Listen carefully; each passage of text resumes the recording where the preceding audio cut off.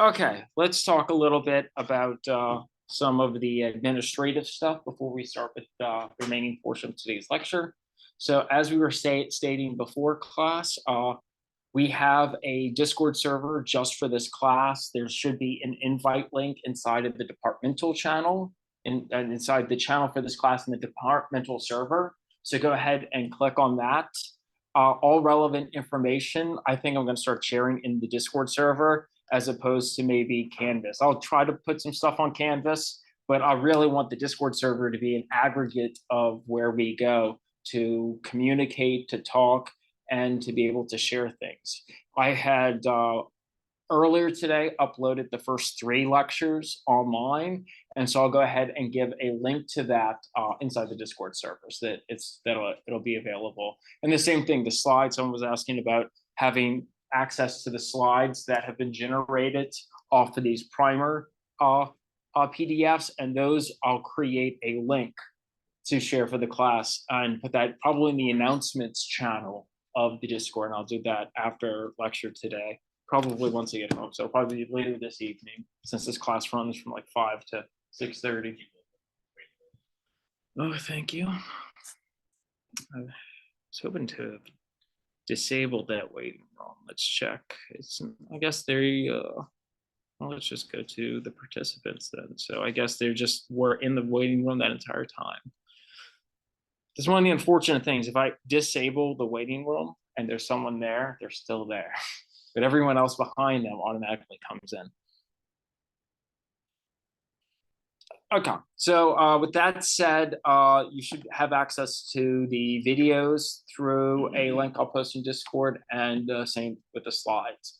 Now, these first couple of slides we've been going through, I authored myself because I didn't find any slides from the primer material. I think the primer material is definitely worth looking at class in addition to reading, because that's going to be your references going through the rest of the semester. Starting next class, we're going to start picking up the slides from the book itself, and we're going to do the intro lab. The intro lab, you can probably already find an older document from 2467.cs.uno.edu, which I'll post a link of that to the Discord, but I'm going to go ahead and provide newer updated content there as well. I'm going to be working with David McDonald, who was one of the lab instructors for this class prior, and we're probably going to try to we'll think of interesting things we can do to update the labs even. So the labs are already good, but he has ideas about how we can add more bonus options to the labs. So no additional work that you'd have to do, but more opportunities to get bonus points. With that said, I'm also going to extend out the opportunity that you've probably seen that there's student organizations that are starting to meet. One of those student organizations is CTF.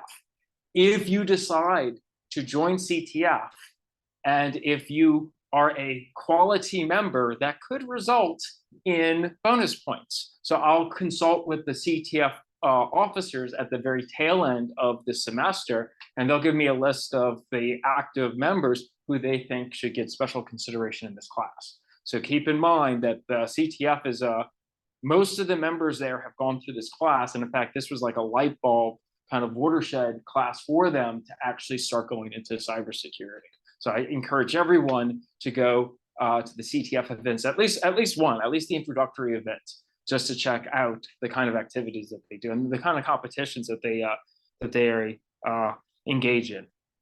Excellent. So yeah, so the other big thing is CTF is beginner friendly. So I was just asked about that inside of the conversation, and it's actually I was talking with the officers about this. I want to say Friday, and it's one of those groups that it is beginner friendly, but it can be intimidating from the eyes of the beginner, because when you first go in and see, it really looks like the equivalent of arcane sigils that you're kind of parsing and trying to utilize in some of these capture the flag competitions. But they're going to run workshops, and they're going to walk you through. They want to try to do like a peer-to-peer mentor mentee kind of relationship to try to bring you up to their level. So if you if you don't feel like you've done CTF, that's the reason why they have these groups, is to kind of indoctrinate you and bring you up to their level so that you'll be much more well versed. And actually, they have their own Discord server, and it's a super active Discord server. It's probably one of the hottest Discord servers in terms of activity that's peripheral to the department. I'd probably say that one in the IGDA server as well. Let's see, any other questions? That's bad. Data structure. So wait, there's a data structures lecture. Is that? Oh, what days are data structure lectures? It doesn't matter. I mean, okay. Good to know. Probably I'll let the CTF group know that there's a data structures lecture around that time, just so that they're aware.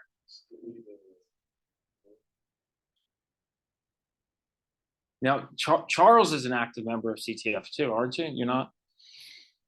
You know when? I mean, I've supported. Yeah. Are you still with the IEEE, or you want to also a good organization to join? And I'm assuming you'll have y'all are planning for the meeting times for the. Yeah. Excellent. Well, I'll broadcast it. Be happy to broadcast it out once things are arranged, and that's true with all the student organizations. Do you know when the meeting is? For CTF, I think there was an email that went out.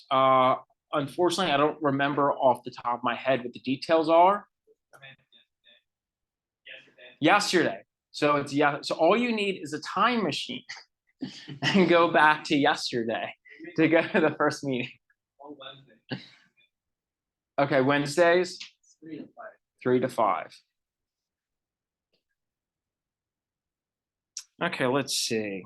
Is there any other questions before we start today's lecture? And okay, and likely when I go to publish today's lecture, this will be the start point. So all this stuff that we said before, you really got to attend in person to get the meta portions of the lecture, because it doesn't make sense to offer up the recording, like 10 minutes of preamble. Okay, so in today's lecture, I want to continue with our slide set, focusing on Essential C, which is based off of that PDF that everyone should have read. And so here we're going to do a conclusion, a very quick, brief walkthrough, just so that you know what content is. Even though you read it, it's kind of good to talk about it in class at a very high level, so that when you start to encounter problems, or while you're starting to develop your code in C, you kind of can remember, oh, let me go check this source material to learn a little bit more about it. So we spent the last 2 lectures really kind of delving into some of these concepts on how C distinguishes from Java, and we're going to continue to do that here at the first half of today's session. So I'm hoping this is going to be lectures 1, 2, and 3A. So let's go to where we left off. We left off here at functions, right? So let's jump to our section 4. I should just make some hyperlinks to jump to these sections to make it easy. Okay, let's see here. Also, we don't need to edit. Okay.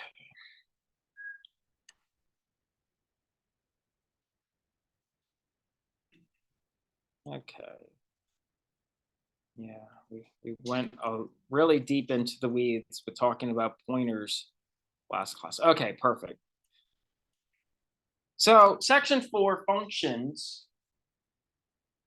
And I guess let me open this up by distinguishing that a function in C is similar to what you probably think of as a method inside of Java.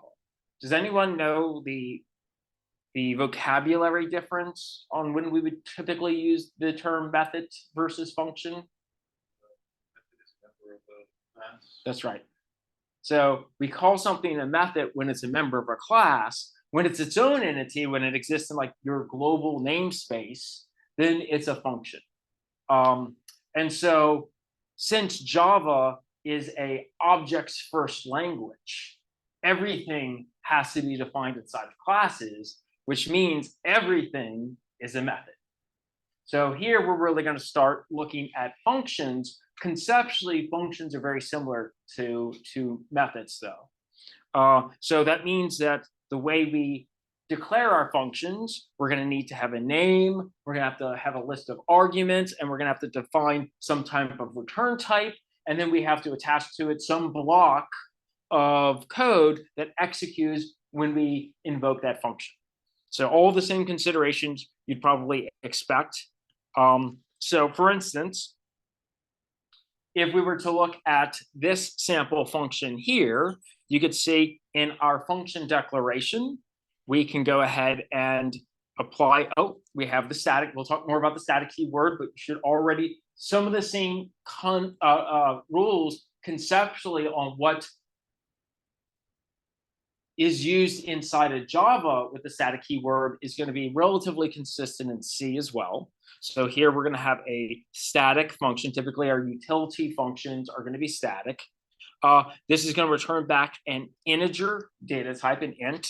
It's going to have the name of twice. And so this is where you can deviate. I'm going to put a pin on this right now. We're just going to say that this is the name twice. And then we have our parameter list that's going to be in between the parentheses. That's going to be a comma separated list of your data types that you can pass in. And then of course you have these are essentially variable declarations inside of here that give you local access in the function body towards the values that get passed in here.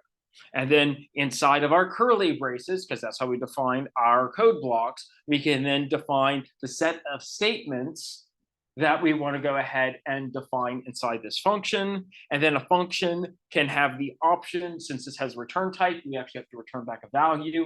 If it had a void return type, we would not necessarily have to use a return statement.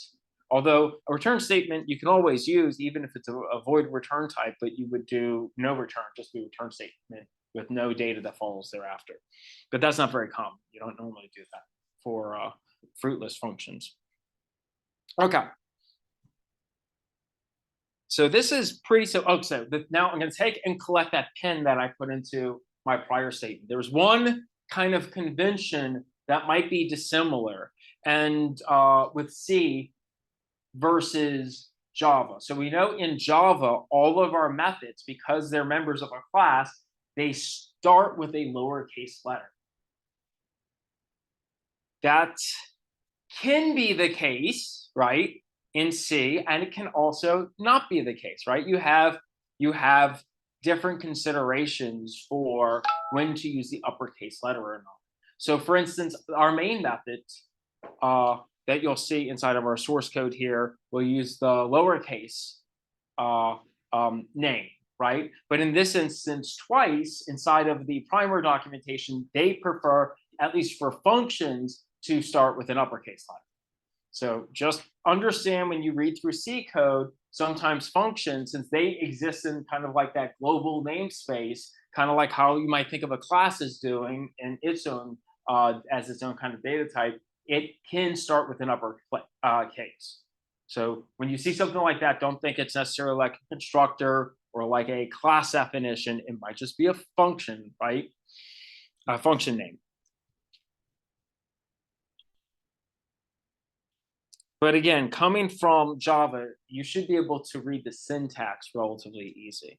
I think the biggest hangups is going to be with pointers and with allocating and deallocating memory for when you get into dynamic memory allocation. Okay, so the static keyword is going to define a function that's only available to our callers in the file where it's declared.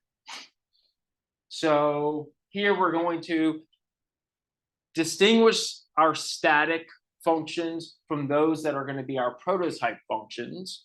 I'm going to talk more about prototype functions in the next slide, but you can almost think, well, we'll talk about when we hit the next slide. So if a function needs to be called from another file, then that function cannot be static and it requires a prototype to be defined for it.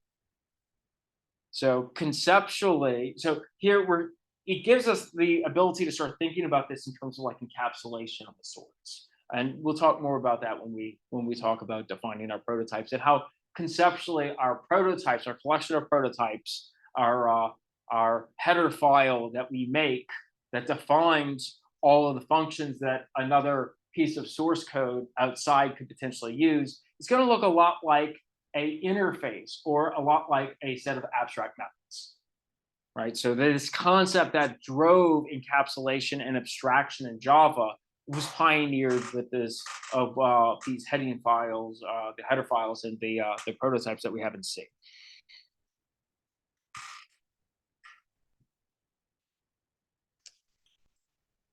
Okay, we know we have to have a return type and we have a signature. So I'm just going to skip over those because these are things that you're well acquainted with. Here's some sample code of what it looks like to actually invoke this function. Again, this is, if I didn't tell you any better, you could probably think that this is Java or tell me what this source code does, right? So the first 3 lines are just declaring integer typed variables and assigning them values. Then we're passing them in to this function, and then we're overriding the value of both A and B, and then they'll have the values that you'd expect them to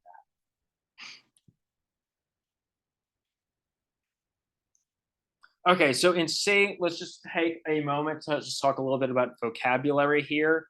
The actual parameter is the thing that's getting passed into it. So inside of this source code here, it's the A and the B plus num, whereas the formal parameter is what's defined inside of the function signature, which again is probably a concept you covered in 1583.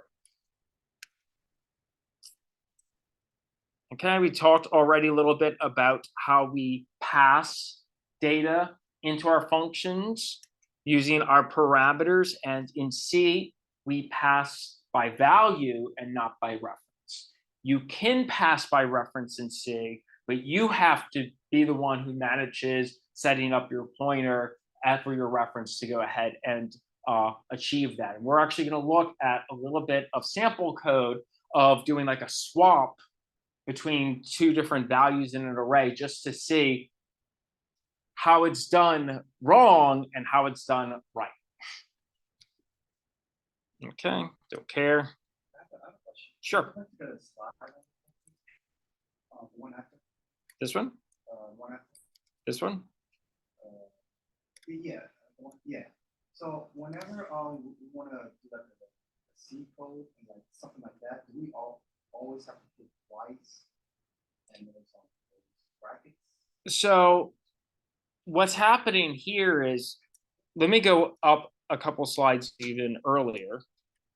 So here on this slide, you're going to see we've defined a function called twice. So which now associated with the identifier twice, and case matters, just like in Java, whenever we name anything, we can see associated with that block is it's going to take a parameter, an integer parameter, that we will then give a local identifier of num to.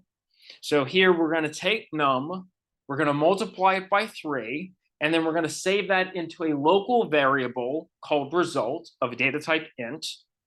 Then we'll take that result and we're going to subtract num from it, and then overwrite the value of result. Then we're going to return back that result. So effectively, what twice is doing is it's going to take whatever that integer is and produce twice the value of it. Does it in a very convoluted way, right? Multiplies it by 3 and then subtracts one, its own value from it, but it still results in multiplying something effectively by 2. Also, this is a brilliant way of highlighting the fact that, like, as software developers, when we're using other people's functions, we don't really care how it's actually implemented, right? We want to think of that almost as a black box, as long as it gives us the expected output and we give it the a necessary input. How it gets to the solution, we don't normally care, right? That's outside of our domain where we are responsible for maintaining, right? So if like someone's looking at this and says, "Oh, that's an awful implementation of Splice," we don't care because we're not the ones who wrote it. But yeah, it is. I think that kind of makes sense. Taking a number. Okay, so yeah, so then what you were seeing here was example code that's just simply invoking that function so that it can be called, so it can be utilized in some other source code file elsewhere in our C program. So once we have this defined, and in fact, this was static, so it could be defined in the same source code file that we're writing this code in as well.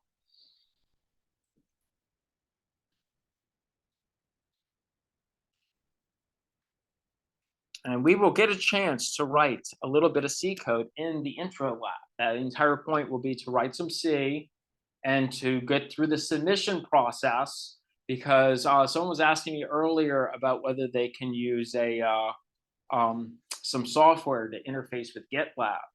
But all of the submissions for your lab, so the labs are the homeworks, right? So all of your homework grade comes from submitting the labs, and the labs are submitted through AutoLab. In fact, AutoLab was invented by Carnegie Mellon in support of this class, right? Like the labs that are designed for submission on AutoLab are provided as a part of the lesson plan with the book that we're all using. So it's the same lesson plan that Carnegie Mellon uses. I want to say, does Stanford use the same lesson plan as well? I know for sure Carnegie Mellon, and that's what was where Matt had got his degree, and he kind of imported that over when he was teaching this class. And he thought very highly of it. And I do think that this has been probably my favorite interpretation of this class since we've had this class. And this is one of the necessary classes you need to have to build up your expertise and experience before you get to OS. What's that? Oh yeah, so AutoLab should be up. I want to say AutoLab, and I'll post a link to AutoLab inside the Discord as well. But correct me if I'm wrong, but usually it's autolab.cs.uno.edu. It uses your UNO credentials for login, kind of like the GitLab server. And yeah, that's what, and 1583 or 1581 and 2121 both had like AutoLab submissions, right? So the same process or similar process by which you would submit your code to those labs, you'll submit here. And just like with those classes, when you submit, it'll give back your results almost immediately. So you'll instantly know what your grade is upon submission. And just like those other classes, if you get a grade, you don't get all the points. If you get less points than what you want, rework on your homework and resubmit, right? There's no reason why you can't get as many points as you want for the homework portion of this for this class as possible.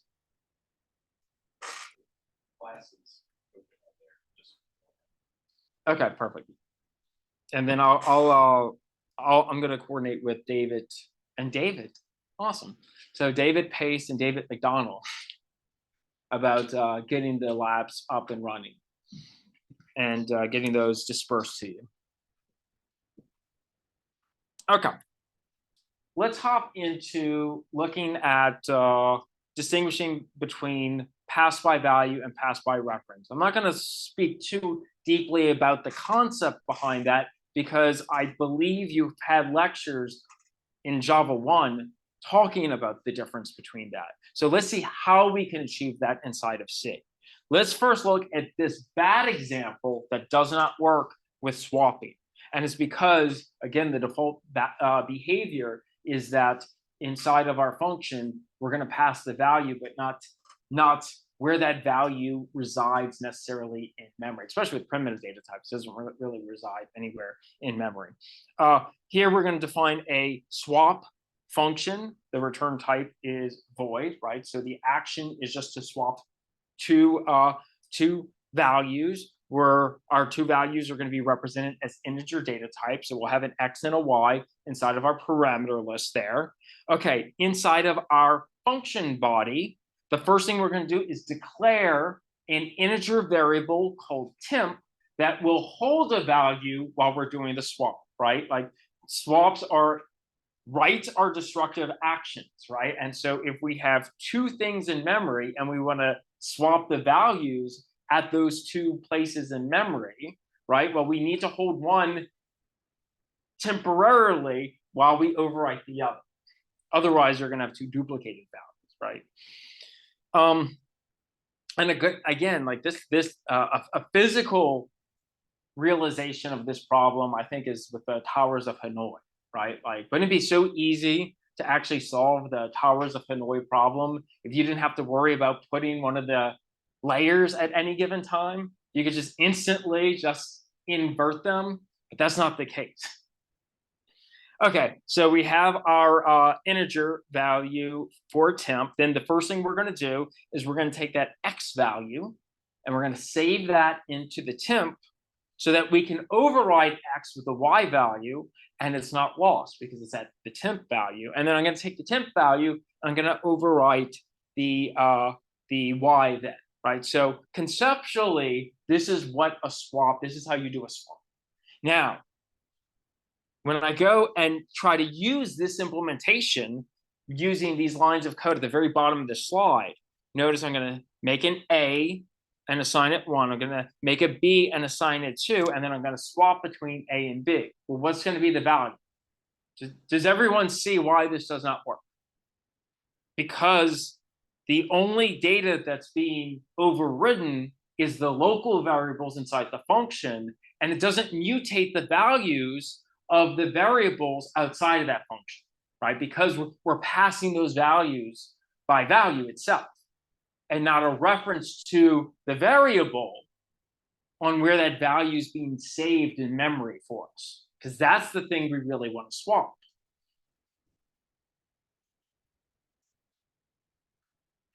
So let's look at a similar approach, but where we pass by reference using pointers. So now notice I'm going to create this swap function. Inside the swap function, notice instead of integer data types, we're doing integer pointer data types. Okay, now inside of our function body, we're still going to do that temp variable as a data type int, right? And then what we're going to do is we're going to dereference, right? We're going to use that star operator, dereference the value that's at the X pointer, and write that into, assign that into our temp variable. Then I'm going to dereference the value at the Y pointer, and I'm going to assign that as a value into the X pointer by dereferencing the X pointer so we can actually access its value space and not its address space. Then I'm going to take the temp value and I'm going to assign that into the value space of our Y pointer by using the star operator in front of that. So does everyone understand the logic inside? Okay, perfect. So now what we're going to do in order to get this to work is we're going to declare that A variable and assign it that 1. We're going to declare that B variable. We're going to assign it that 2. And then when I call that swap function, I have to make sure to use the ampersand operator in front so it gives the memory address that then gets bound to the pointer. So I can't just do A, B. I have to do the ampersand A and the ampersand B. Perfect. And so then that will work for us. Excellent. So one other modifier that you should be familiar with in Java is the const modifier. And typically, we would use this inside of a function signature to signify when we're passing by reference that we don't want the memory reference to change. Like we might want to mutate the state of something, but we want to be pointing at the same thing. afterwards. So that's where the value of a const keyword might come in. Excellent. And then we have bigger examples, but pretty much the concepts are the same. So I don't want to spend too much time belaboring the point, as long as everyone kind of understands what's happening. But I'll make these slides available. If upon review you have questions, let me know. But this is just more of the same at this point. Okay, a couple of odds and ends that are highlighted inside the primer. Our main function is the start point, is the launch point of our C program. That's the C program begins with the function named main, right? Pretty similar to Java in that regard. So all of the files and libraries for the C program are compiled together to build a single program file. That file must contain exactly one main function, which the operating system uses at the starting point as the starting point for our program. So again, a lot of these things that you've been trained on with Java, this is the legacy of that, which is beneficial to us, right? Because it makes programming in C a little bit less friction based, because a lot of the concepts that we got like hardened over our head are useful for us in these regards. Okay, so now the main function in C does have a return type. It has a return type of int, and that's because when your program executes properly, it returns back a 0 value. And again, you can almost think of, and then if by convention, if it doesn't run, then you can have it return some non-zero value, which can help with debugging and things like that. So it allows you to produce some kind of effectively error code so that you know what went wrong. Okay, so also our C programs can be written across multiple files, not dissimilar to our Java programs. So for a program of any size, small or very large, it's super convenient to separate our functions into several separate files. Now, you already have a kind of sophistication on when to decide what function should go into what type of file, because a lot of that theory crafting is what motivated object-oriented programming, where you were making decisions. Does this method belong in this class or this class? You could conceptually think of classes as file constructs, file names, and you can start to separate the responsibility of what source code file should have what functions. But in order for us to have multiple files that we can compile together to build one C program, it's motivated with two features inside of the C programming language. The concept of prototypes, which we said we were going to kick that concept down. We talked about static functions. Now we're going to talk about prototypes and functions, and also the ability to have preprocessor directives. We're going to look at both those. So a prototype for a function gives the name and arguments, but not its body. Effectively, in Java terms, it's an abstract function, or it's an interface. So for instance, I have some examples here. I think an example is worth like a ton of sentences. You'll notice the 2 lines of code. Let me see if I can highlight them. Right here and here would be the prototypes for twice and swap that we saw earlier. And notice it defines the return type, it defines the name, it gives the parameter list, and then where you normally have your function body, you just do a semicolon.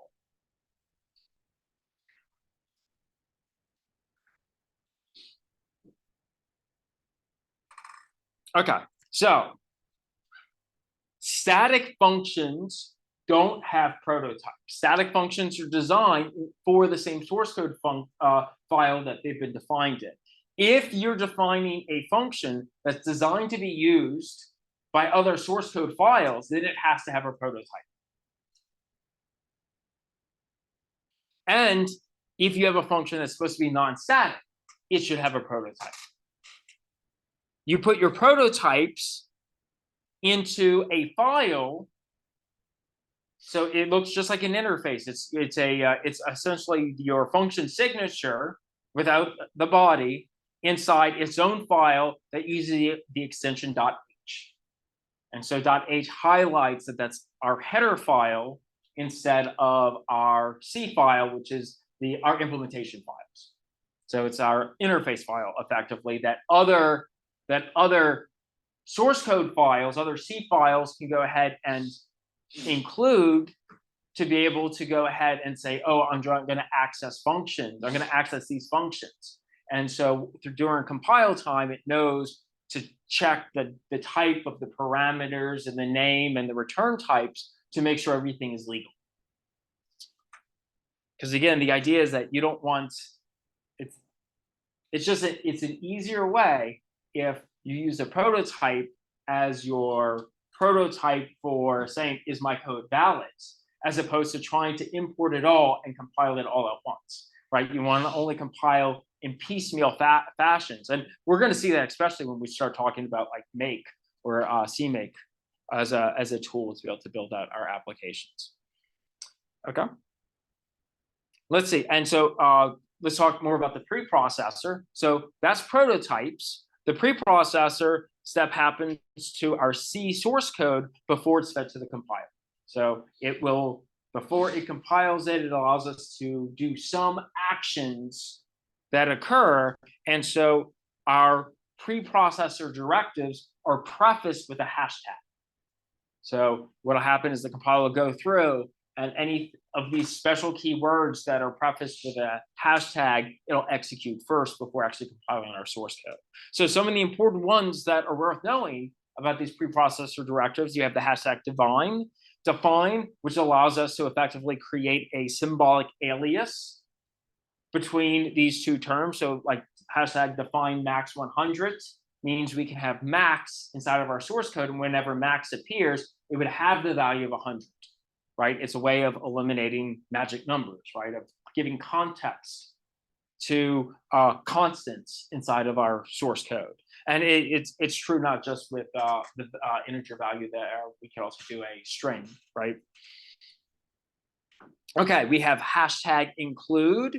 And here, for instance, there's two different forms that we might want to use our hashtag include. And what include is doing is it effectively is pasting the text from that given file into our source code file. So it's not intelligent. The preprocessor directives are pretty dumb, but they do simple tasks for us. So we have two different formats this might have. We have this first format where we do hashtag include, and then if you have, say, for instance, your source code file, not your source, your heading file, your header file that has all your prototypes for foo, then we would put that inside of double quotations, right? Now, if it's a system level file, something in the compiler's directory, instead of using like the string literal, the string constant approach, we can just use the angled brackets to access system level header files.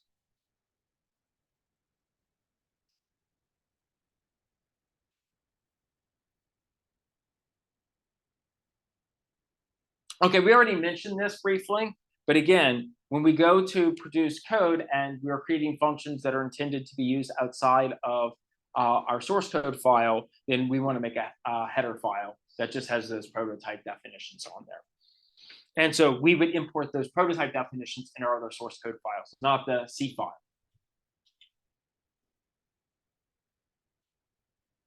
Okay, what are some other directives that are popular? You have hashtag if, which allows us to define a value, say, for instance, in this case, food to be 1. Remember, there's no actual Boolean data type.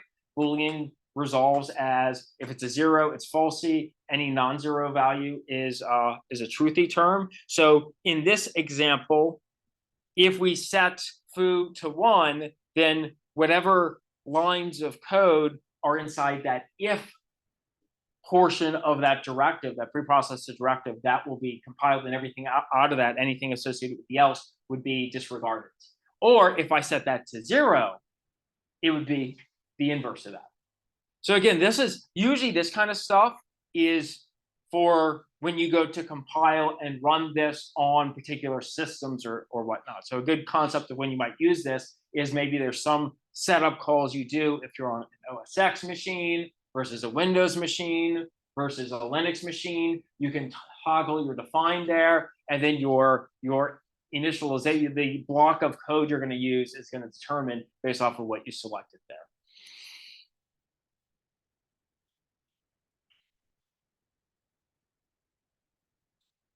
Okay, we also have the ability to do multiple includes, so we don't kind of circular dependencies. You can do hashtag pragma once. What's that? Yeah, this is a very important one. You don't want to get your circular dependencies going on. And so we should live in a day and age where this is supported by all machines. Do they use header cards also? How do you mean? Oh, sorry, not what was it? Sorry, like those cards. I forgot what they were called. Where like you define a constant that identifies whether it's already. Oh, yes. So did you have to do anything regarding that? Like how much of these preprocessor directives did you all have to do with assembly? I mean, later on in the class, Oh. some of the code show with C code. Oh, so you didn't build from assembly up into starting to do C or embedded assembly inside of C? Okay. Okay. Well, what we'll do is we'll take a look at different source code files to see how to use the various directives. Maybe after intro lab, we'll go ahead and tease out to see what's useful and what's not useful. The labs will be really instructive, I think, in terms of putting all this into practice, though. Okay, we have assert, which is not dissimilar to what you have in Java that allows you to go ahead and have checks on things that you might want to protect against, such as if you wanted to check your own bounds on arrays or things like that. So here's an example code of how that might look. I'm not going to spend too much time on that, though, because this is really into the weeds at this point.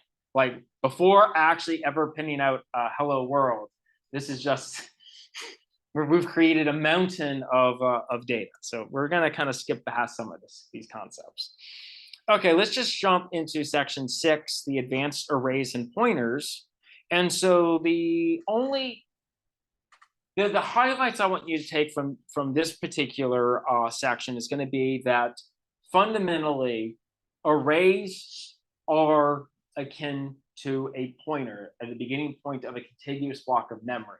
So an array name, its label, is simply a pointer to the 0th element inside of that array. So just looking at some things, for instance, let's look at this basic piece of source code here. Here we're going to declare an array that holds integer data types, and it can hold up to 6 different elements. And then we're going to create an integer value that has a sum. Clearly, we can index into various elements inside that array variable, right, using box notation. And that's what you're very used to using inside of Java. And so you know when you use that box notation using the index value, then it's going to resolve to be the numerical value, the data type value that array holds.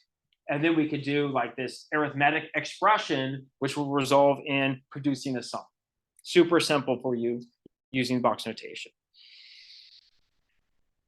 Okay, so the array, and this slide right here is just restating pictorially what I just stated, that the array name acts like a pointer to the first element. And the reason why we're highlighting this is to start to merge these concepts into one. Now, keep in mind that in this instance, an integer consumes 4 bytes of addressable space. But because we declared integer as part of the array, that is context that C knows about how that memory is being used.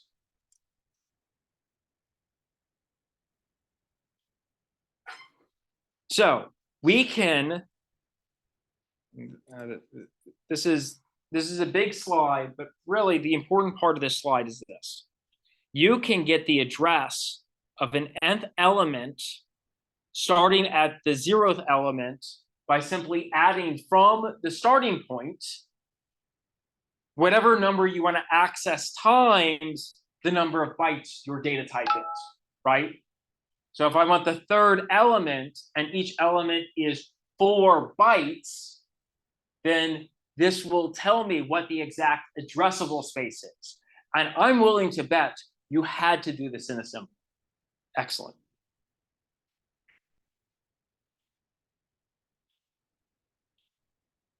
So again, pictorially, what I just said in terms of sentences. This is just illustrating that the 3rd index here, if I wanted to do int array plus 3, so int array, let's look at the source code. So suppose that I have declared an integer array of data type int of 6 elements, and that at int array index 3, using box notation, I will assign into it the value of 13.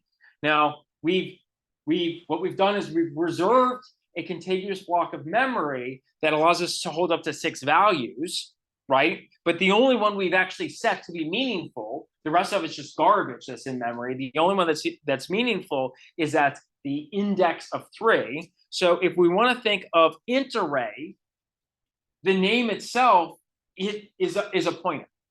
So it points at the 0th element. So if I add 3 to the pointer, the arithmetic operator of plus advances the pointer to 3 elements from that 0 index. So the plus isn't adding a value to like the numerical value of the header. It's taken into account the amount of space that integers consume, and it walks that number of cells, index places across our array. So if we do int array, which is the pointer, it's the name of the array plus 3, we can then gain access to a pointer now pointing at that location. Then if I dereference that, I can actually access that value, which would be the same as the box notation. So we can use pointers and we can use box notations to access elements in an array, to either read or to write into. Does that make sense?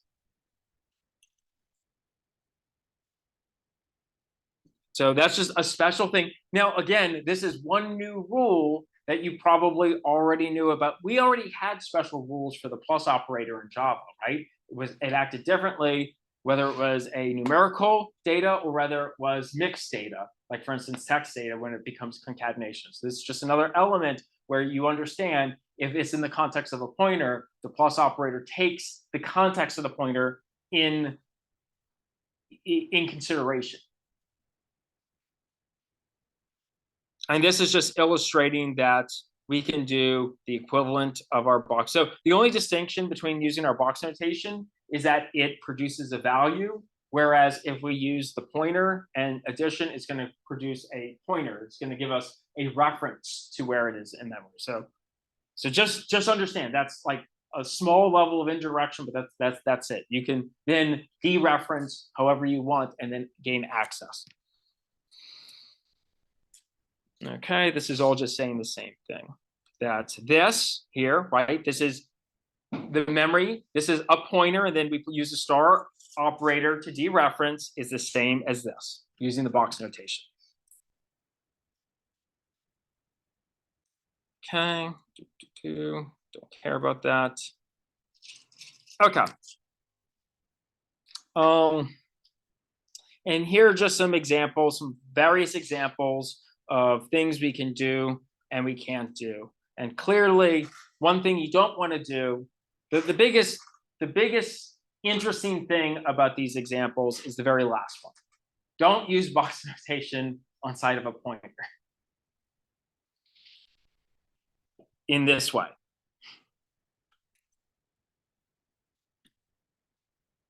Okay.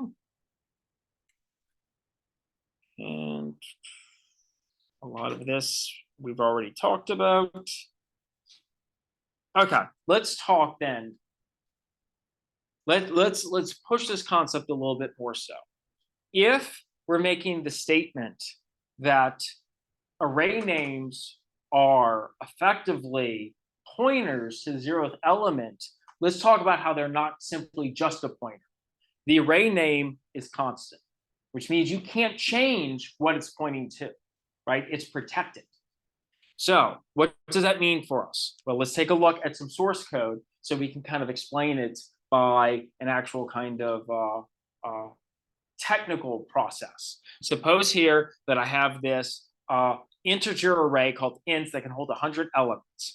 And then suppose that I have a pointer p that points to an integer data type. And suppose that I have a variable that can hold just a data type int here, I. Okay, I can't do this. I can't say, okay, int, which is effectively a pointer, right? I can't just change it to null because it's constant. I can't just overwrite what it's pointing to by grabbing the address of I because it's constant. I can't just add +1 to it. It's a pointer itself. I can add 1, but I can't overwrite it with that value because it's a constant. I can't just increment it. Oh, that's the other thing. If the arithmetic operator is legal, that means plus is also legal, right? So that you could potentially advance it by 1. But you can't do that if it's the array name itself. If it was a variable, if it was p, you could do that. Now, all those things we said we couldn't do with ints, the rest of this example source code is you could do it with a pointer. The reason why you could do it with p and not int is p is not constant. So just something to know about the distinction of actually having that array variable name is it does give you certain protections to prevent it from getting overridden.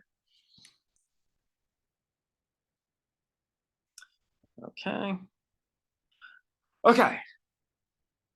So we kind of mentioned earlier last lecture that strings are effectively character arrays in C.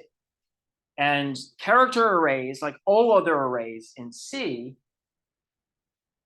if you go and declare it, have to be declared. The size has to be declared when you're creating it because it's reserving that contiguous block of memory. So that makes text processing very difficult if every time you need to go ahead and save a string, you just had to either know how big the string was, like before you even compile your code, a priori, or you have like these really big contiguous blocks of memory that can hold any size string, which is incredibly inefficient. So we're like, this is one way of solving the problems. Big arrays. And that's true not just with strings. I mean, that's true anytime you're dealing with arrays in general, right? Like whether it's numbers or whether it's text, but really common with text, obviously. So what's the solution here? To be able to dynamically allocate memory as we need to while our software is running. And so how do we do that? We can do that with some mechanisms that are built into C that allows us to access heap memory. So C gives programmers the standard sort of facilities to allocate and deallocate dynamic heap memory. Okay, so clearly a word of warning though is that writing programs which manage their heap memory is notoriously difficult. The reason why languages like Java became so popular is because it automated this task away. Now, again, the advantage of this is that giving you access to be able to allocate and deallocate and free up memory means you can make the fastest, most optimized, most efficient software possible. So what allows us to run or create systems level or OS level code that runs practically right on top of the hardware, right? Whereas C, having all these checks that does these tasks for us is going to make it slower. It's going to create a sense of a bottleneck, right? Where it's doing all of this for us. But at the same time, you can really get some you can get buggy code. I guess that's the best way to put it. Code that crashes, code that seg faults, code that has memory leaks, especially if you forget to like deallocate your memory. So you keep allocating, chewing up your memory. And if you forget to release it, then you're just like, effectively Chrome effect. You know, that's how I feel Chrome runs on my system.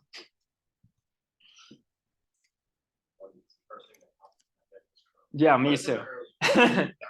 Yeah.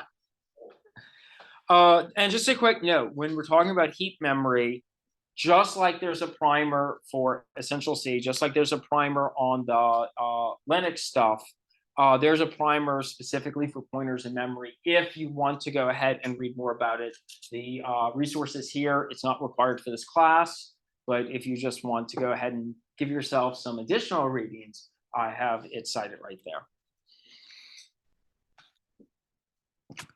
Okay, so C provides access to the heap features through library functions. Standard libraries are great to have, right? And just like Java had its set of standard libraries, so does C.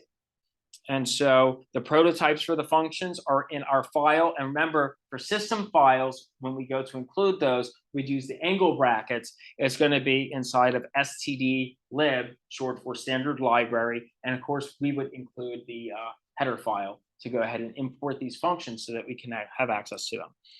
There's effectively 3 functions of interest we're going to care about.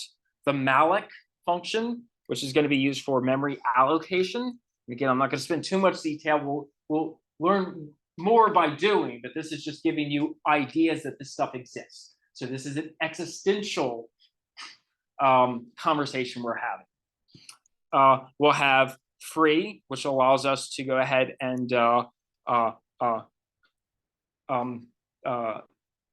take our pointer block to our heap and kind of. So this is a mirror image of malloc, but it's a little bit different in the fact that free takes a pointer to a heap block earlier allocated by malloc. And then the other one that we're going to care more, we care about all 3 of these, but the other big one is going to be realloc, to reallocate our memory or to relocate the heap block. Okay, let's see. I think we have some example code we can run. So suppose we wanted to go ahead and use our heap management, our heap memory for a dynamic array. Well, let's see how that might look. So here we have an array of 1,000 elements. We're going to create a pointer that can point to an integer. And then here, notice we can then call on malloc to generate a size for us based off of the expression, based off of a computation that's relevant towards us. And then when we're done, we can then free that afterwards.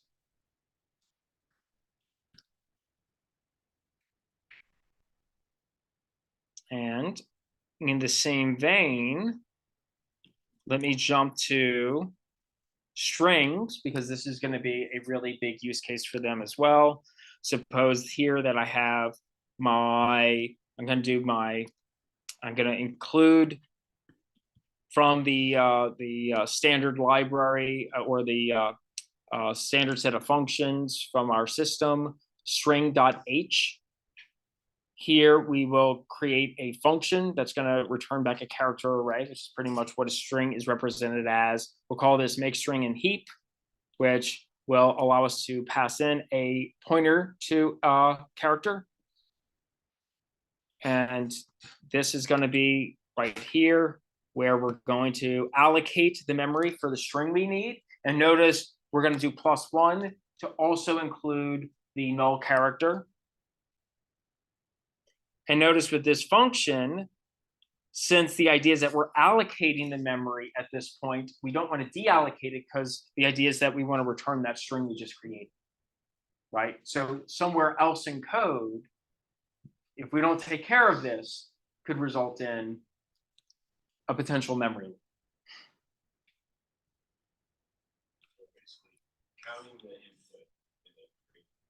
Yes. Yeah, of course. Just like how you would dynamically allocate inside of like if you were designing your own data structures of sorts, right? Like if you were like, oh, I want to create like a dynamic array because I don't want to necessarily create an array that's of size 10. I want it to be a like list-like structure. Okay, and that for the most part is going to be what was in the primer PDF. They have a section 7, which is all the additional stuff. Like they show you everything inside the standard library functions and give you descriptions of it and actually go through detail. But here I'm just going to say, see the PDF, see the PDF, see the PDF. Okay, perfect. That is the conclusion of Essential C. I still have 10 minutes. I think I can do it. I think